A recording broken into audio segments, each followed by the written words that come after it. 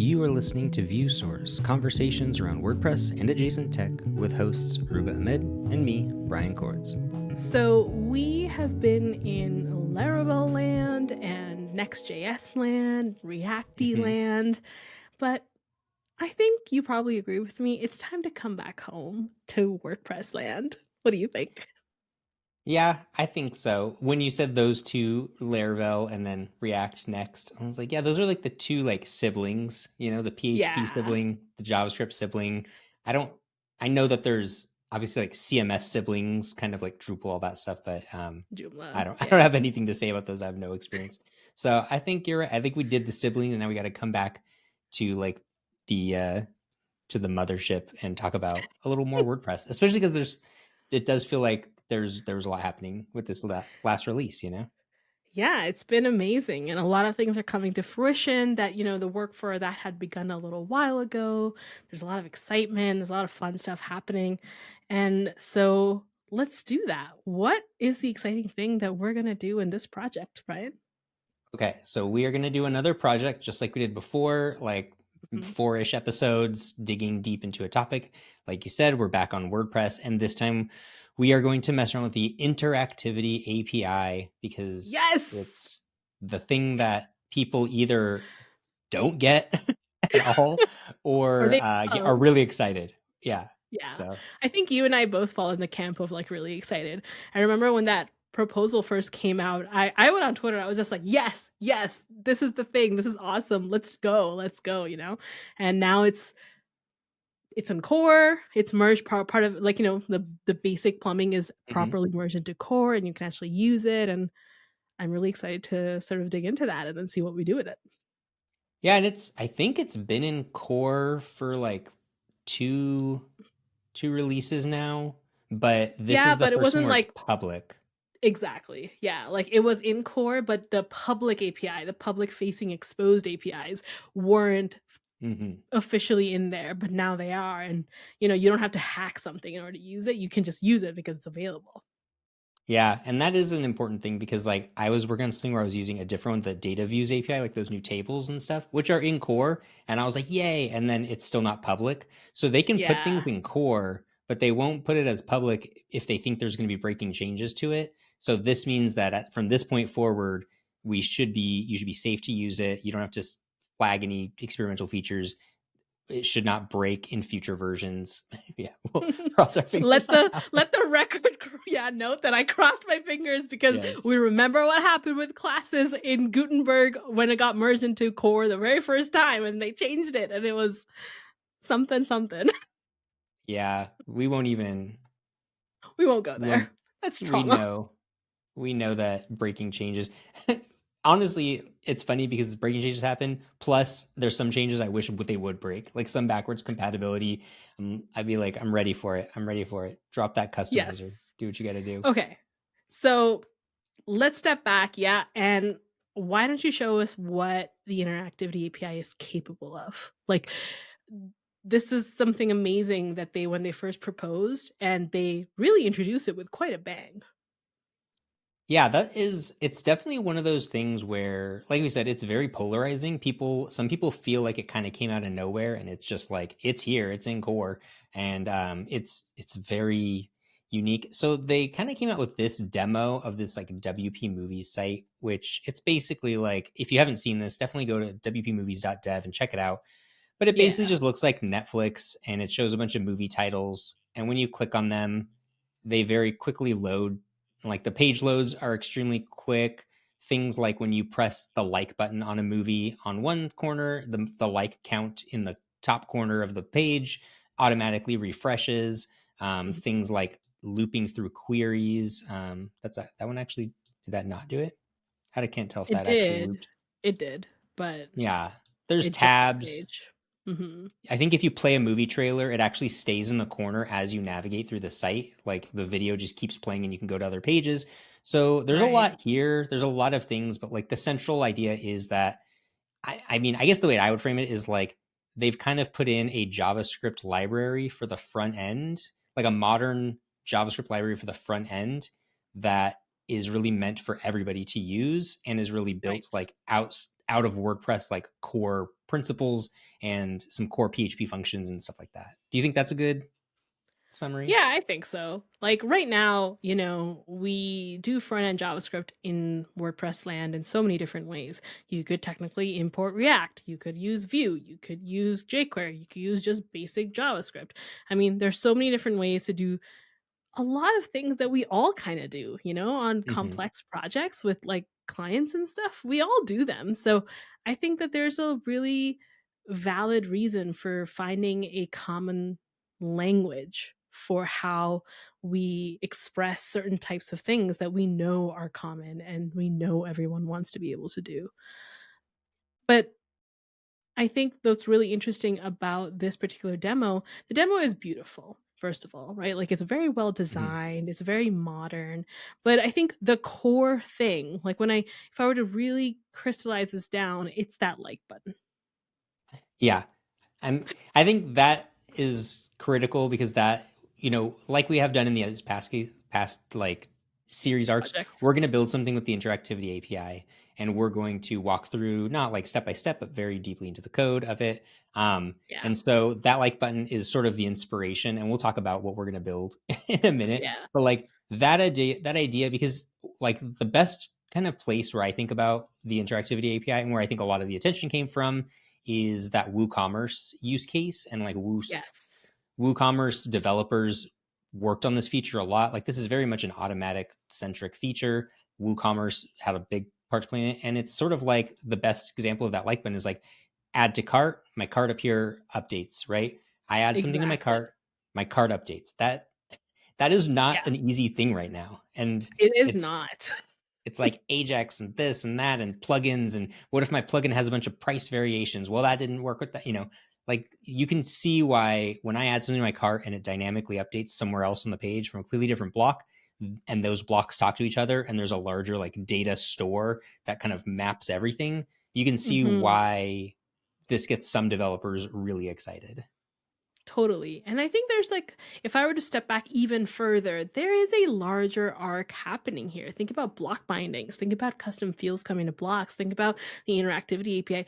They have not a single, but they come from the same like perspective, way of thinking, and wanting certain types of things and interactions between something that is very block going towards blocks, which is, where we are, and wanting that to connect in a way that WordPress has never done. It's not like this is something that we're trying to retroactively fit to the block editor. We've never had anything like this before.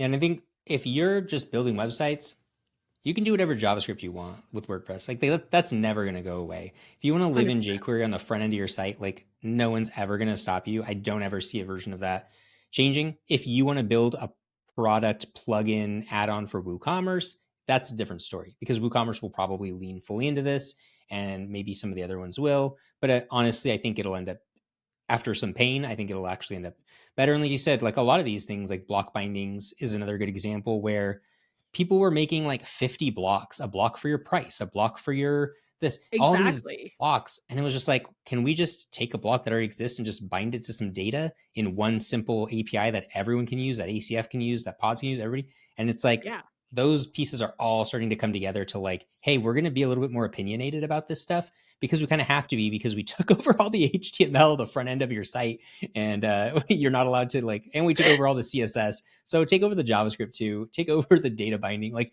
honestly, provide the 100%. tools. Yeah. I'm all for it. I remember you and I had a conversation, not on the podcast, but just you and me. I don't I think it was sometime last year. Do you remember when we talked about, oh, what would a data centric type of situation and flow look like inside WordPress? And at the time it just felt so nebulous and like we thought of all kinds of weird ideas that might have worked. But now we're seeing how that data can be bound to the Mm-hmm. visual aspect. And I think overall, like it's a good direction, right? It's a good direction for how you can take something that feels a lot more visual and less data centric and put it together in a way that still feels expressive, but still allows you to manipulate data the way you may need to. Uh, I'm really excited by this. I think I mean, I just love the Interactivity API. I just have to say that. Like, I think it's such a great move. It makes a lot of sense. I'm really excited for that. So I had a project like maybe last year where I needed like I just needed this. Like I needed some JavaScript on the front end where I had a couple blocks that were going to be related, like a carousel, but I Yes, wanted the carousel over here and I wanted the numbers over here. And I wanted them to all I talk. And I remember used that. Alpine. Yeah. I used Alpine.js for it because of another developer recommended it, and I had used it in like the Laravel world, and I had never thought about it. And I was, oh, that's perfect, and it worked Yeah. really well. It was really great Mhm. having Alpine.js. A lot of people are drawing the comparison between this and Alpine.js because they both do the same thing, which is they use these like declarative like attributes on HTML Right. to kind of scaffold and set up your Java. Like you sometimes you don't even have to have a JavaScript file to really use it if your use case is simple enough. Um, Yeah. and so that worked really well. I now have I don't think I've used this in a project, but like I can basically take those same concepts and so just having experienced that side of it, it was like, oh man, just one store for like handling all these interactions that like I click a button here and it triggers a pop-up there. And if they filled out a thing here, I have that data over here. Like, and it's all Yeah. just in one central place. Yeah, if you've used like Vue, Alpine, that sort of stuff, you're gonna feel really happy with this, I think. Yeah, and if you're wondering why not just use Alpine.js, I think that the initial proposal post in Make WordPress, we should link to that. It Mhm. explains really well why that was explored and these other things were explored, but then ultimately, we chose to do something in-house within the project instead. And it's not worth it right now to get into it, but if that is something you're curious about, go read the proposal. I think the discussion around it there is really valuable and helpful to figure out and understand why this decision was really made. But let's get into, what we're actually doing. What Okay. is the project idea? What are we going to do to demonstrate and really dig deep into this API? Okay. So I'm gonna start actually on the back end to just show the two blocks that we have, and then Yeah. we'll sort of talk about what they do. So I every time we come up with an idea for like a demo, at the end of the day, it's always a to-do list. Everything on the internet is like a spreadsheet or a to-do list. It's one of those two things, right? Yeah. And in this case, it's sort of another to-do list. Like we did the episode suggestion tool that was like a to-do list of episodes. We did um the List of audit checklist. audit Yeah. checklist, a literal checklist. So we're Yeah. doing a reading list interactivity API block. And the idea here is that we're in the back end of the block editor. We're looking at like an archive template. So this is like a list of blog posts. And there's two custom blocks that I've added. One is called the reading list, and the reading list will just show all the articles that you want to read on our blog. And the second block I've added, and you'll see that they have this like faint yellow background when you scaffold blocks with the interactivity API instead of like the blue background, when you do like Yeah. a create block, like this one does it with like a yellow background. Um, I love that. is Yeah. It's pretty cool. It's a little bookmark button, and so it's two separate blocks. But the idea is I can be able to bookmark as many blog posts as I want across the site, across pages, everything. And my reading Mhm. list, which we'd maybe stick in an off canvas menu somewhere or something, will keep Right. adding those posts as I add them to my reading list. And it's And two I mean, blocks. that's really common, right? As a pattern. It's very common. It's a to-do list, sure, but like your browser does this, Reddit does this, like anywhere you can Yeah. favorite something. It's a concept of basically favoriting something, right? Yeah, like if this was like the New York Times and I wanted to like bookmark a bunch of articles to read later to share or something like that as I'm going throughout Yeah. the site, it's like yeah, this is a very common pattern. Yeah. All right, let's go to the front end. I'm going to go to actually like an actual archive. Okay. So So I'm looking at your archive, and at the top I see my reading list, and it says 11. And so it's after that I have a very bunch of posts. Yeah. very unstyled, very basic right here. So I've done no styling. I've done Yeah. no there's very basic data. So in the reading list, do you want to guess what the 11 is? No. I don't want to guess. Just tell me. Is it an Here, I'll ID? give Is it a it's post the ID? post ID. Yeah. So I'm gonna click bookmark on this post right here, and when I click it, the button changes to say bookmark, and my reading Nice. list gets a new entry, and the entry for that one is 13. And it's so right now you're literally clicking bookmark and it's adding the post ID to like an array of post IDs. And if I click Right. it again, I'm unbookmarking it. So I can do this. I can reload the Perfect. page. It'll still be here because I'm storing it in your local, browser Local cache. storage. Mhm. Yeah. And so, but the basic functionality is I have two different blocks. They're communicating with each other. There's one central source of JavaScript that's going to like keep track of this. And yeah, I will, update it to like display the post title, not the post ID and that sort of stuff. Yeah. But like the basic Proof of working concept. bones are here. Yeah. Totally, totally. So you use local storage. You didn't use session storage, right? So you could go away, you can come back and it'll just work? Or did you use session storage so it's based on your current session? No, no, no. It's local storage. Yeah. Okay. Yeah. If you want, we can actually look and find it in our Yeah, let's do it. application. Right. So Oh, yeah. under local storage, you can see like a bunch of stuff. And here I'm just literally storing an array of post IDs as under this VS Totally. reading list. I mean, I think that's perfect, right? I mean, not only is this privacy centric at the moment, you don't actually have to be logged in for this to work. It'll work even if you're not a logged in user. There could be Mm-hmm. value in doing like a logged in version, but like this will work for anyone who goes to like a site and nobody else knows this. It's just for you at the moment, although I suppose we could add analytics or something to it. But Mm-hmm. uh I like it, Mm, It's that's a simple, good. it's very clear to understand. Yeah, it's like I click here, my array updates. I click here, my Yeah. array updates again. It's Yeah. I don't know. It's from the front end, it's very simple and it's very much like and it's fast and it's quick. And the other thing you were talking about, like, well, you were talking about why not fork like Alpine.js and just like start from there, which is a different discussion. But I was even thinking like I have sites where I used Alpine.js. This interactivity API, if you're using a block theme and you're using the navigation block or the query loop or whatever, it's basically being loaded on your site already. So like, Right. the weight is already there. So Yeah, the asset's I mean, already why there not use it? there, why don't you just use it? Yeah, yeah, exactly. No, I totally get that. So, I think one of the other things you and I talked about is how cool it would have been if the off canvas area was like a block of its own or was separated out from the nav because this Yes. would be perfect for that, right? Like it would be so nice if you could have like a little floaty bookmark symbol somewhere on the site Mm-hmm. and then when you click it, it just pops open Pop it open. and exactly, just like that when you open the mobile menu and you'd be able to see your list there. That'd be so nice. Well, I was thinking about this because technically, and I've been doing this on a couple projects recently, you can now put any block inside the navigation block. Right. So you can do this. Like I sort of did kind of Nick Diego's thing, but like adapted it where instead of this showing like these two list items, it's actually Yeah, like a block template, like template part that loads in. I can design the full thing or whatever and like make an off canvas. right, But the problem is it still thinks it's a navigation. So it wraps it in like a nav. It actually wraps you whatever your pop up in a unordered list. So it's like mhm, very semantically like opinionated. And so um it's not terrible, but it would be nice. And I've been thinking about doing just a very basic block that's just an off canvas. But then if I do it, I can use all of this stuff that's in there already. right, So you can already see like this is the core navigation block. All this like data, WP on click, WP on, mhm, these are all part of the interactivity API. So I could just yeah. copy what they're doing here with my own little data store. Yeah, definitely. I think you and I made like a pop-up block once for a different random thing that we did.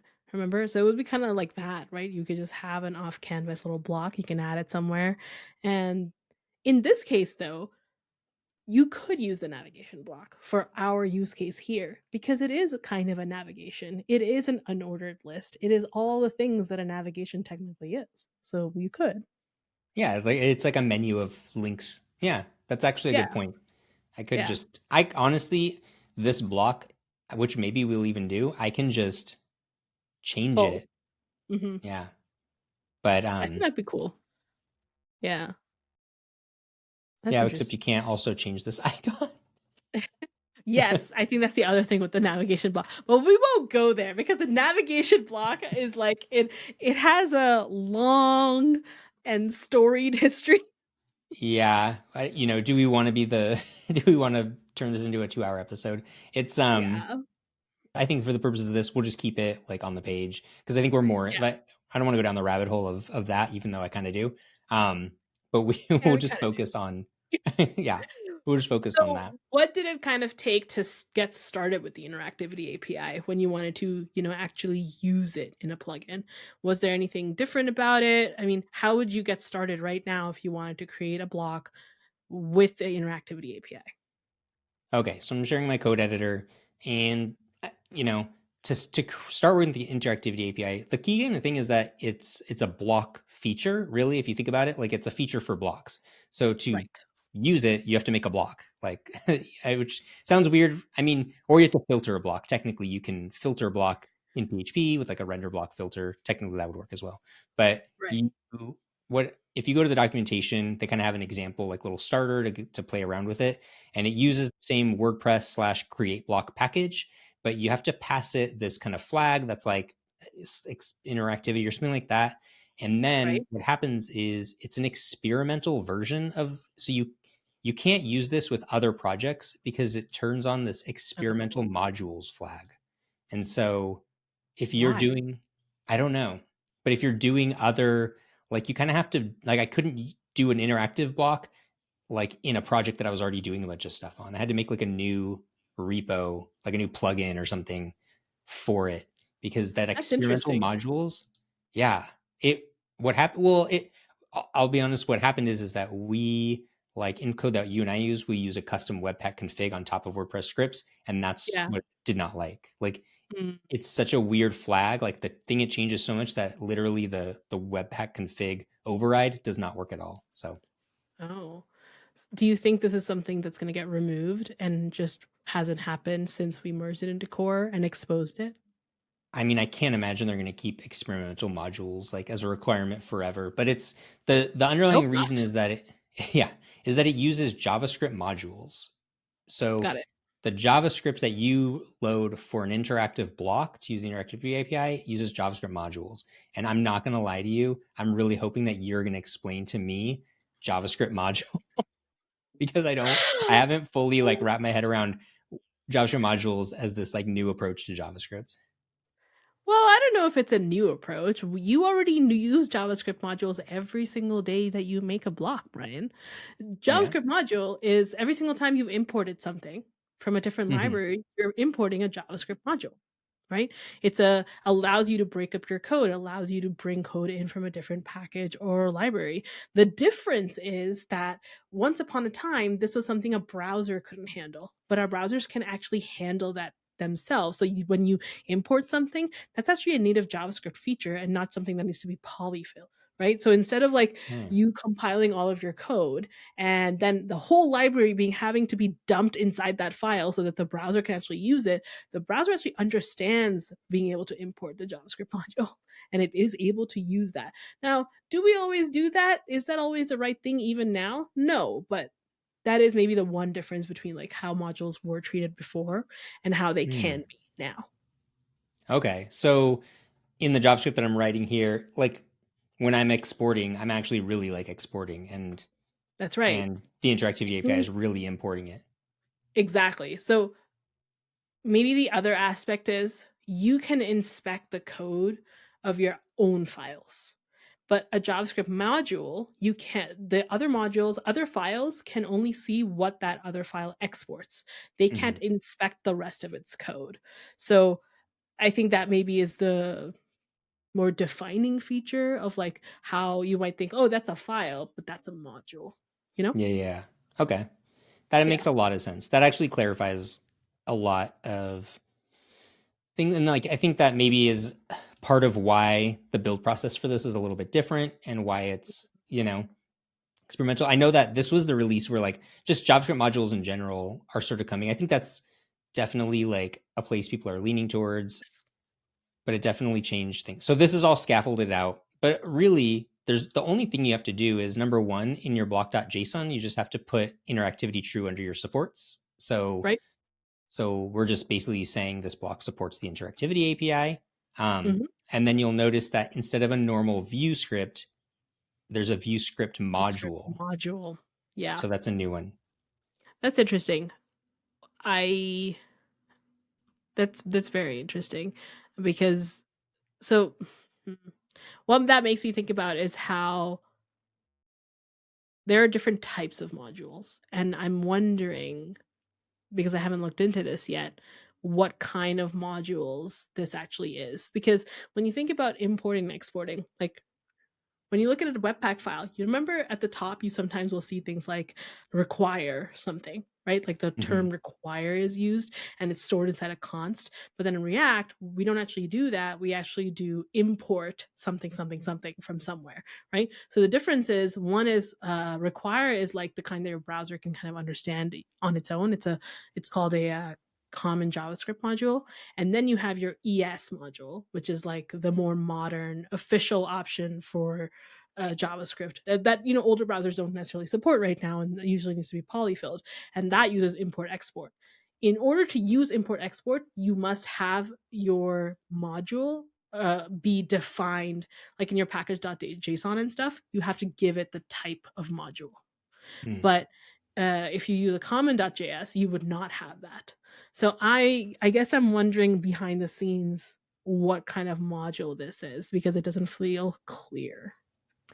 Yeah. And so what's interesting is, well, two things. One is because of that, you can't import the way that you normally would in the JavaScript of your block. Like, let's say if I was building um, any other block and I wanted to import, like I've done one where I wanted to import like the WordPress like date package because I just wanted to Right. use it.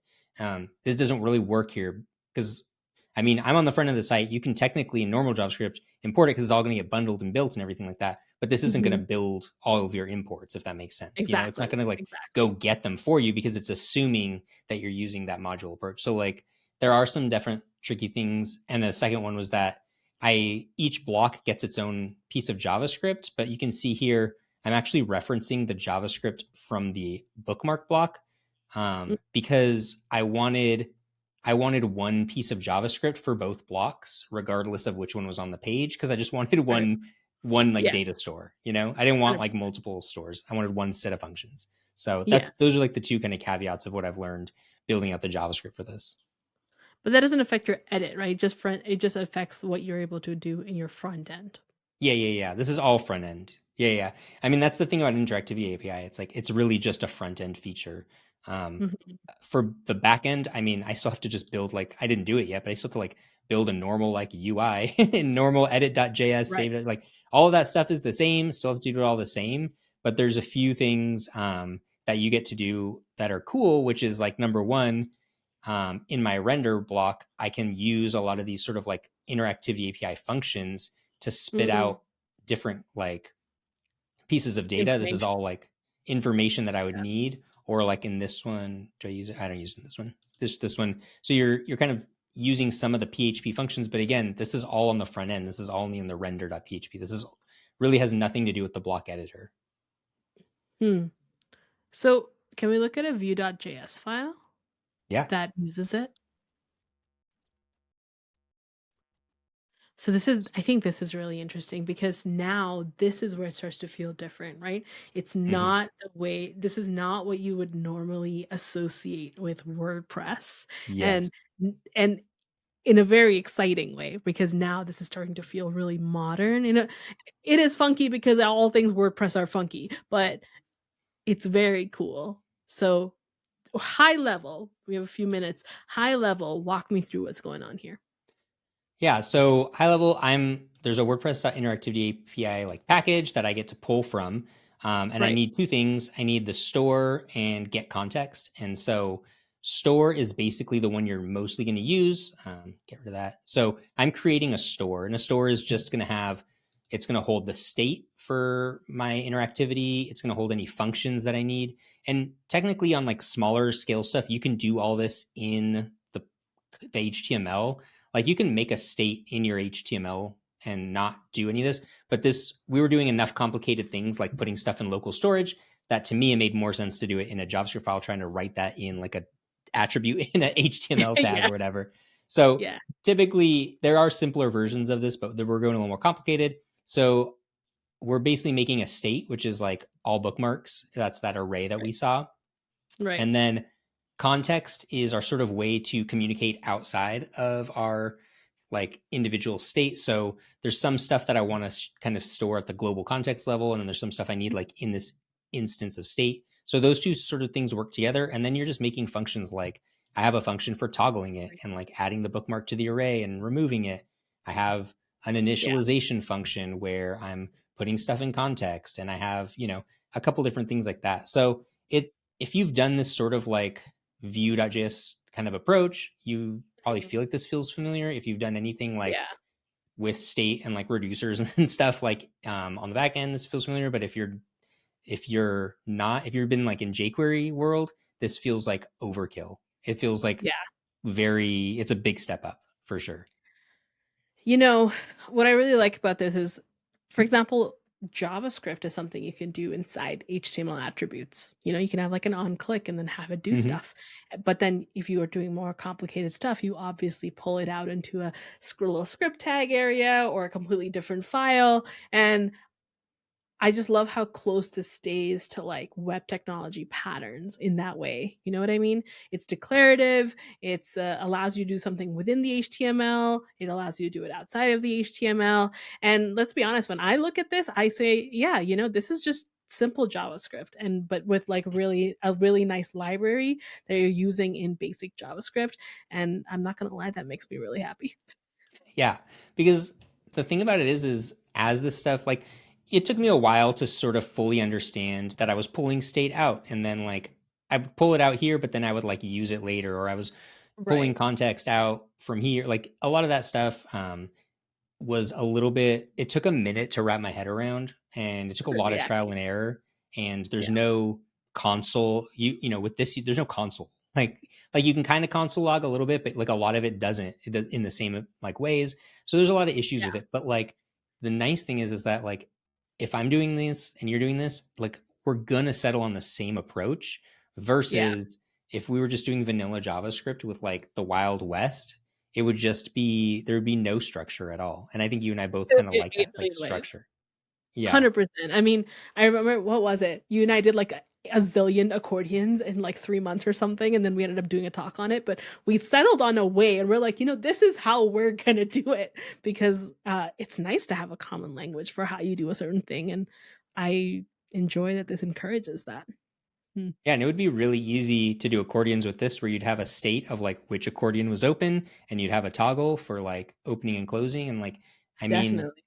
it makes that sort of stuff just feel a lot easier. And then we've added the local storage kind of layer on top of it to make it a little bit more persistent. But, Right. uh, you know, that that opens up, I guess, where we're going with this series and where we're going with this code, really, if we should Exactly. jump into that. Yeah. What's next?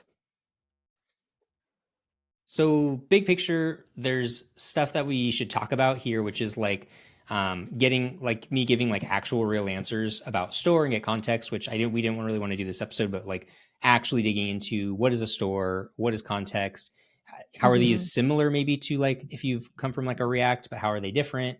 So, getting into all of the like more functional stuff of this JavaScript, getting a little bit more functional into some of these data attributes and actually breaking this code apart and seeing what a lot of these things do.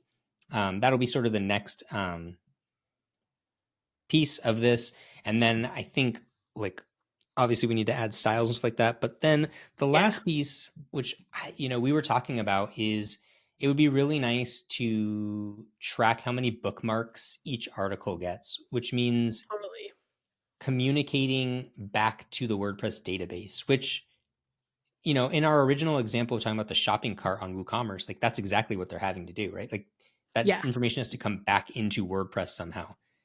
definitely. The Interactivity API doesn't really talk about that. It makes it really easy to take data out of WordPress and like send it into the context very easily. Right. That other side of it, not quite the same and not Yet. really part of its scope yet. Yeah. I mean, it's not part of its first scope, but I mean, we obviously know that's where it's going to go. At some point, it's going to get there, I think. But until then, that might be the piece that's a little Wild Westy. Yeah, and probably if you really want to do the, something like a REST API endpoint or something, is not is probably going to be your friend. And so I think we're going to dig Yeah. into all of that stuff. But I think the next step is really talking about store context, how this stuff works, getting into really more specific, like understanding of all these like new functions. So new, like Yeah. they're not even like in my like code editor snippets thing yet. I Yeah, think is very 100%. outdated. But yeah, so I'm excited because I Me really too. think once this becomes common language, I think we'll start seeing it get used pretty widely, I Yeah. think. And I think it would be cool for us to get this to a place where we just submit it to the repo because why not? To the plugin Yeah. repo. Yeah, I Yeah. mean obviously the style that I showed was pretty terrible, but like yeah, I mean how cool would it be to put this on your website where as I'm reading I Yeah, could like save some articles and then have a little like button to open exactly. up like the ones that I wanted to come back to or something like that. Yeah, there's Yeah. probably some other stuff like removing them that sort Yeah. of thing. Well, I think I'm really excited for this series, and I will be honest with you, it really is like coming home. It's like the best possible way talking about WordPress again. It just feels really great. So, all right, I will see you in the next episode, and we'll dive a little deeper into context and state as it deals with in the Interactivity API. All right, I'll see you then. See ya. Visit viewsource.fm for the show notes. And if you're enjoying the show, we would love a review on iTunes or a comment on YouTube.